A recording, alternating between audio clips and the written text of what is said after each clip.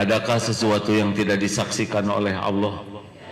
Adakah sesuatu yang tidak didengar oleh Allah? Apakah Allah menyaksikan semua yang kita lakukan? Apakah setiap perbuatan ada balasannya? Ada balasannya? Ada balasannya? Mungkinkah Allah lupa ngebalas? Mungkinkah ketukar balasannya? Mungkinkah mengecewakan balasan dari Allah? Tidak mungkin, tidak mungkin. Pasti mempesona kalau ikhlas. Udahlah, nggak usah banyak berharap dari makhluk. Ibu-ibu, Bu, saya tidak akan bosan mengatakan jangan banyak berharap dari suami. Suami ibu itu makhluk yang tidak bisa diharapkan. Boro-boro membahagiakan istrinya, dia sendiri susah bahagia. Benar Pak? Ngaku benar Pak? Ini wajah-wajah sengsara. Udah, minta apa-apa ke Allah dulu ya. Ada keinginan Allah, ya Allah, dan tinggal bicara. Al-Baqarah 186. Wa idza sa'alaka ibadi anni fa inni qarib. Apabila hamba-hambaku bertanya kepadamu wahai Muhammad tentang aku, tentang Allah, katakan aku adalah dekat. Ujibu da'watad da'i idza da'an. Aku mengabulkan doa permintaan orang-orang yang berdoa idza da'an, apabila berdoa kepadaku. Falyastajibu li falyu'minu bi la'allahum yarsyudun. Maka hendaklah patuh aja, udah patuhi apa yang Allah perintahkan dan yakin dengan segala janji jaminan Allah. Jangan risau agar senantiasa dalam kebenaran. Udah nggak usah terlalu ribet dalam hidup ini ya. Halo? Kan kata Gus Dur juga masalah itu cuma dua. Kata Gus Dur ya, katanya yang dengar dari Gus Dur. Satu, persoalan yang tidak bisa kita selesaikan. Persoalan yang bisa kita selesaikan. Mau ngapain capek-capek mikir? Kan bisa selesai, betul tidak? Benar tidak? Dan yang kedua, persoalan yang tidak bisa kita selesaikan. Ngapain capek-capek mikir, kan nggak bisa selesai. Kata Gus Dur, tapi saya nggak dengar langsung ya. Saya juga bingung sebetulnya ya. Tapi kesamaannya kan ada Allah, betul tidak? Bedanya ujian hidup dengan ujian sekolah. Persamaannya ujian hidup dengan ujian sekolah. Ujian sekolah untuk meningkatkan derajat kelasnya. Ujian hidup juga untuk meningkatkan. Persamaan selanjutnya adalah soalnya sudah diukur. SD, SMP, SMA, sama dalam hidup juga. Semua ujian buat kita udah diukur oleh Allah. Karena Allah Maha Adil menempatkan sesuatu pada tempatnya. Yang berbeda itu, kalau ujian sekolah harus dikerjakan sendiri. Kalau diserahkan kepada guru dengan memuji guru, wahai guru, engkau adalah yang paling pintar di kelas ini. Engkau tahu semua masalah ini. Engkau tahu semua jawabannya. Saya serahkan semua soal ini kepadamu. Jangan biarkan saya mengerjakannya walaupun satu pun jua. Kata guru, keluar kamu. Kalau ke Allah sebaliknya. Kalau kita tidak menyerahkan ke Allah, itulah masalah kita. Dipikir terus apa? Ini otak ciptaan Allah. Kalau Allah nggak memberikan bimbingan, nggak bisa apa-apa otak ini. Semua masalah yang terpecahkan, hakikatnya Allah masih petunjuk. Cuma kalau kita minta tolong ke Allah, nanti dikasih pikiran yang jernih, yang solutif, hati yang tenang, akhlak yang mulia, perkataan yang bijak, baguslah nanti. Ya Hayyu ya Qayyum birahmatika astaghits. Wahai Allah yang maha hidup, yang mengurus segala-galanya terus menerus sendiri, dengan rahmatmu tolonglah saya. Wa aslih li sya'ni kullah, perbaiki urusan saya ya Allah seluruhnya. Wala takilni ila nafsi tarfata ainin, dan jangan serahkan kepada saya walaupun sekejap mata. Itulah wasiat dari Rasulullah untuk putrinya Siti Fatimah. Udah apa belum doa itu? Nah inilah keunggulan kita ya, segala nggak apa ya. Bapak-bapak yang mau ngantor udah jam 1 lewat, jangan terhalang. Libur ya? Aduh, tahu gini saya istirahat duduknya. Saya kejar-kejaran terus dengan jam 1, padahal jam 1 libur. Masya Allah. Ya sudah, tetap aja segitu. Ada pertanyaan silakan yang di atas. Kalau ada yang nanya silakan tanya ke sebelahnya aja.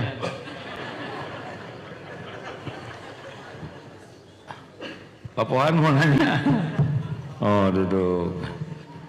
Ini saya gini-gini nyari senderan sebetulnya. Ya alhamdulillah selalu ada pertolongan Allah. Gusti alhamdulillah. Ternyata duduk tuh enak kalau udah berdiri lama. Lanjut. Ya, ada pertanyaan silakan. Cek. Izin. Ya. Bismillahirrahmanirrahim. Assalamualaikum warahmatullahi wabarakatuh. Waalaikumsalam warahmatullahi. Terima kasih ya penjelasannya. Saya ingin bertanya ketika... Tunggu dulu. Apa yang terpikir dan terasa menyimak hal barusan? Alhamdulillah semakin menguatkan keyakinan saya bahwa segala sesuatunya hanya Allah, dan ya memang Allah yang harus kita tuju dan segala bermuaranya kepada Allah Subhanahu wa taala. Benar. Lah.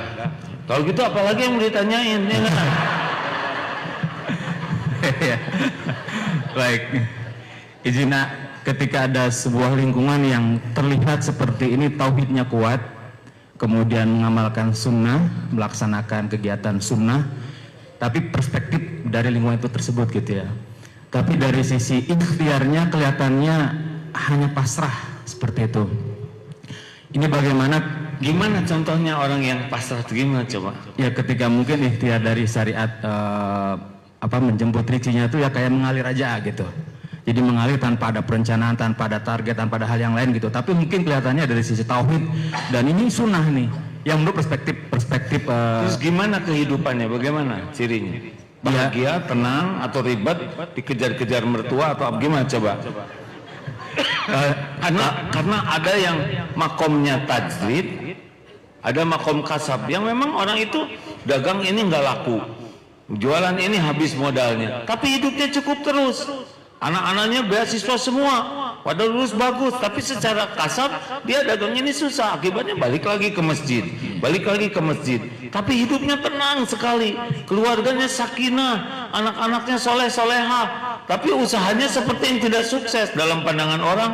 Wah, kamu mah nggak berhasil. Padahal untuk jadi rumah tangga sakinah itu beberapa triliun itu bisa bayar, nggak kebayar. Kelihatan dari ikhtiarnya saja sih ya. Jadi istilahnya hanya perspektif dia saja. Ketika dikasih masukan agak sulit karena bisa dibilang mungkin tidak sesuai dengan lingkungannya. Nah ini juga agak kekhawatiran karena memang saudara saya itu ya. Jadi kan ada yang bilang bahwa kefakiran itu mendekatkan kekufuran, dan kita juga berdoakan Allahumma inni a'udzubika minal kufri wal faqr gitu, seperti itu. Nah apakah ini ada relasinya gitu ya? Seperti itu. Baik. Ya. Assalamualaikum warahmatullahi wabarakatuh. Siap. Ini saya sering sekali ceramah tentang yakin ke Allah, betul? Ya. Kelihatannya saya kerja keras enggak? Atau santai? Kerja keras. Ya. Ih, jawab. Kerja keras. Kerja keras. Ayo jawab. Ayo jawab. Iya, kerja keras tapi santai ya.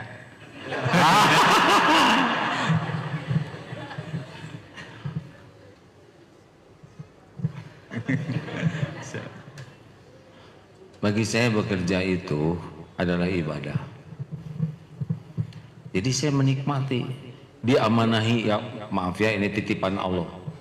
Segini banyaknya perusahaan, segini banyaknya santri, segini banyaknya lembaga, 49 grup ya. Tapi rapat-rapat, perencanaan tapi santai. Jadi benar, kerja keras tapi santai. Mau stres apanya? Ada saya mah ibadah, kerja itu, ya kan? Rezeki Allah yang ngatur. Ini nggak berhasil, ya udah nggak ada masalah. Kemarin RUPSA ini perusahaan kita tahun ini nggak untung, ya nggak apa-apa, ya nggak. Yang penting ada hikmahnya, bisa tobat, bisa evaluasi diri, karyawan tetap tercukupi, selesai. Mau ribut apanya, masa untung terus 23 tahun usaha itu untung tiap tahun, masa sekali aja dikasih nggak untung uring-uringan, betul tidak? Siapa? Saya rapat juga Pak, banyak ini, aduh kalau lagi musim RUPS kan banyak sekali itu, yayasan ini, perusahaan ini, waduh banyak. Dan benar-benar harus profesional, harus ada auditor, harus beli kita dari luar, akuntan yang memeriksa, harus benar-benar WTP, wajib pengecualian. Tapi ya nggak usah pakai stres, ada yang tutup, ada yang bangkrut, ada, ya nggak ada masalah ya kan, ada yang nombok terus ya nggak ada masalah. Ini nombok, yang ini ngejeblok, ya kan? Sesuka Allah aja yang ngatur. Yang penting jadi ibadah semuanya. Ada perusahaan yang tidak bisa untung, tapi karyawannya bahagia, mereka pada ngaji, ya gak ada masalah, ya. Tinggal pindahkan rezekinya ke sini. Itu Om. Siapa? Karyawan sholat TBM tepat waktu berjamaah di masjid. Harus ada jadwal pengajian, diperiksa mutabaah hariannya seperti apa. Wah kalau gitu kita agak lebih banyak ibadahnya daripada kerjanya. Enggak apa-apa, ibadah itu memang tujuan kita. Urusan kita tuh jadi lancar bukan karena hebatnya kerja, karena dimudahkan oleh Allah. Gitu. Kayak waktu membeli tanah itu kan, yang di Eko Pesantren 5 hektar, harganya 1,5 juta per meter, 75 miliar. Wah nggak ada segitu. Gimana nih? Udah tawar. Berapa tawarnya? Oke, seberapa ya? Itu tidak rata semua. Sebagian udahlah tawar 300. Hah, kejauhan. 1,5 juta. Ini tawar 300. Nggak apa-apa dah kita nggak ngambil tanah dia, ya kan cuma nawar, betul sih. Dan itu juga logis karena tanahnya nggak rata semua, ada yang tebing gitu. Udah tawar aja baik-baik, Pak, nggak usah kepaksa ya. Ini kemampuan kami hanya sekitar 300 jutaan, jadi 15 miliar. Udah, yuk nggak usah takut, salam dari AA gitu aja. Katanya yang jual tanahnya begini, ini yang belinya siapa? Agim. Oh iya, Darut Tauhid. Oh Agim yang ada di YouTube. Waduh, saya fans Agim. 350 tuh. Kacek 50.000 Pak. Turun langsung ngejeglek ya kan. Allah yang ngebulak-balik hati. Termasuk waktu mau beli gereja di Australia kan gitu. Wah kita belum ada, ya udah tinggal minta. Semua masjid milik Allah, pemilik langit dan bumi Allah. Syariatnya cari gereja yang udah nggak ada penghuninya. Ya kan banyak di sana juga ya beberapa. Ada yang besar, ini kebesaran dan terlalu di dalam, ini yang pinggir jalan. Dah Bismillah, pinjam kuncinya tinggal doa. Ya Allah, wahai pemilik langit dan bumi, penguasa segala-galanya, ini adalah milikmu. Selama ini dipakai untuk menyembah selain Engkau. Titipkan kepada kami ya Allah, agar bisa jadi rumahmu, tempat bersujud kepadamu. Tinggal bilang gitu. Tapi milik Allah semuanya ya kan. Nah sekarang kan tinggal bayar, itu masalah kedua ya. Syariatnya gimana? Ini beneran Pak. Saya bilang teman-teman, waktu itu alhamdulillah harganya masih murah. Sekitar 7,2 miliar lah ya. Murah atau mahal? Tergantung ya. Pegangan saudara berapa ya. Ini Allah yang bakal bayar. Ya udah syariatnya teman-teman, saya mau pinjam uang untuk beli ini. Ini teman-teman di dalam gereja itu waktu itu ikut ngedoa. Berapa aja? Ada yang minjemin 100 juta, ada yang 500, ada yang 1,5 miliar, ada yang macam-macam ya. Kumpul, bayar, lunas. Mulai dicabutin kursi-kursinya, ganti karpetnya, cuci, azan, sholat, beres. Tinggal saya kan yang punya hutang, jaminannya saya gitu. Tapi saya sebetulnya nggak berani bicara ini ke Allah ya. Tapi di hati kecil ya Allah ini kan rumahmu ya, masa saya yang bayar gitu. Enggak. Aduh ya Allah, ampun ya Allah. Ini Allah sedang mendengarkan ini ucapan ini. Tapi saya nggak ragu itu rumah Allah. Terus Allah kan tahu saya nggak ada duitnya segitu ya. Tahu bagaimana caranya? Macam-macam. Ada yang 1,5 M itu, udah bikin usaha ya sama-sama. Ya udah yang 1,5-nya wakaf, lolos.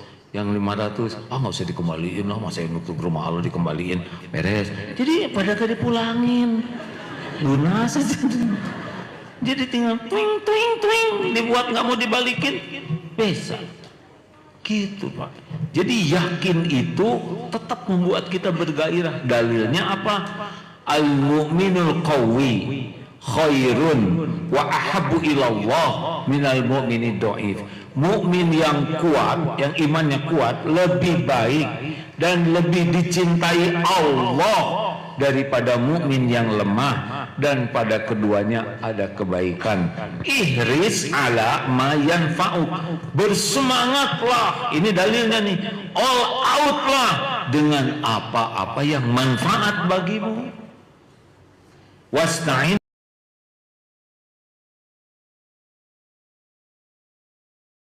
billah, dan mintalah tolong kepada Allah. Jadi orang yang tawakal itu akan semangat sekali untuk yang manfaat dan semangat untuk doa. Ini satu paket, kayak uang nggak bisa lepas. Wala ta'jaz, dan janganlah lemah. Jadi nggak boleh lemah nih, optimis terus. Baru sesudah itu bicara takdir. Wa in asobaka syai'un, dan jika menimpa kepadamu sesuatu, fala taqul lau anni fa'altu kana kadza wa kadza. Janganlah kamu berkata, seandainya begini akan begini nih, seandainya begini begitu. Jangan. Walakin qul qaddarullah wa ma syaa fa'al. Melainkan katakanlah ini sudah takdir Allah. Allah berbuat apa yang Dia kehendaki. Fa innallahu, karena perkataan seandainya, taftahu amal syaitan, bisa membuka pintu tipu daya setan. Nah, jadi pemahaman saya memang kalau yakin ke Allah itu seperti Rasul, semangat aja terus.